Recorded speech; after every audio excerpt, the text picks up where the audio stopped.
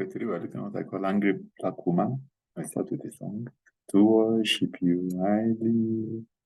To worship you, I live to worship you. Actually, the narrative of the angry black woman is not in scripture. Of course, you know that the narrative is like, black women, particularly African American women, are very human. But let's start with the prophecy. And this actually links back to some of the podcasts that I've given before. 90 Minutes at Entebbe and Storming of the Airport, where I said you need to take sides very carefully, particularly the conflict that is taking place in Gaza, because everything is spiritual. I see the conflict expanding and more people getting in. So make sure that you're on the right side so that you do not fall, you do not become part of God's judgment. But let's go to scripture.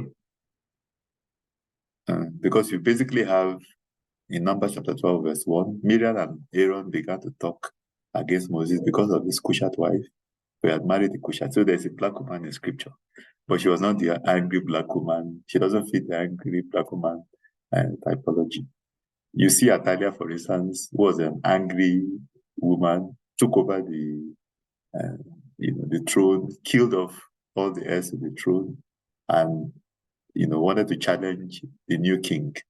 Another example is Jezebel. But if you see this black woman in scripture, nothing is said too much about her, but God took her sides when Aaron and Miriam began to complain. That's why you see in verse 9, so the anger of the Lord was aroused against them, and they departed, and they had to suffer for the criticisms of Moses and his wife.